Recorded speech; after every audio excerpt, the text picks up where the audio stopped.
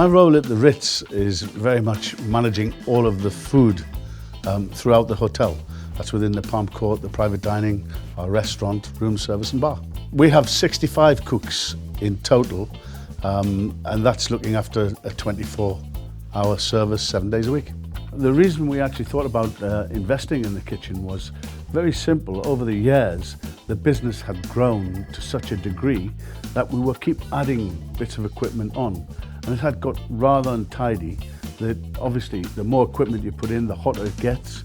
So the comfort of the staff, the cleanliness, the hygiene, the whole working systems were all important in our thought process of how we actually would move forward. I think when we were planning the kitchen, I first of all said, this is the way that I cook. However, you have to think about the future. It's not about John Williams, it's about the Ritz. It's a hotel kitchen, it's not a personalized environment. So you're thinking about the future, you're thinking about the outlets, and you're thinking about the style that is required for the Ritz. So with that in mind, we sat down and started looking at the stoves first of all. What we looked at was at induction, and one of the things that came up straight away, how much more economical it would become.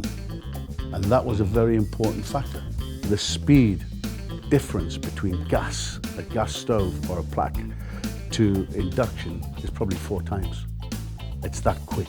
We actually looked at all of the induction elements. I had the stove tops, the plancha, which was a very important factor for us. The plancha cooking and the removal of all the pans that we had.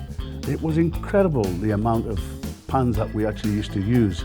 The other things, of course, is the style of oven. We have our own little, you can call it a water bath, but it's a water boiler.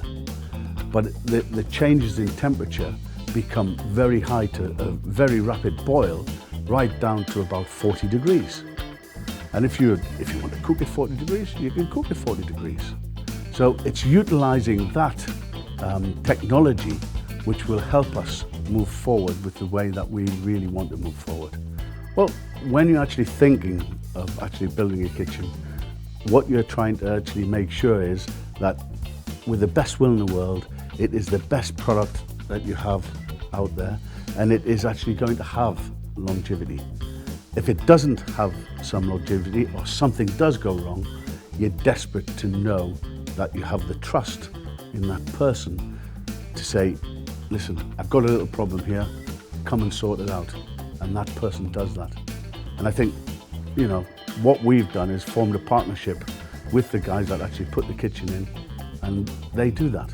Young chefs who keep me, believe it or not, young enough. I'm the arbitrator of taste in the Ritz. They actually make it happen, in all honesty. But what we actually do is we keep the principles of classic cuisine, but you must evolve it into what is relevant for today's modern diner. So in 10 years' time, when you come back and ask me the same question, I'll be telling you the same answer. And you know what? There will not be any fusion. It must be classic British, French kind of cuisine. The fusion element I'll leave to everybody else. I don't need to be confused in the first place.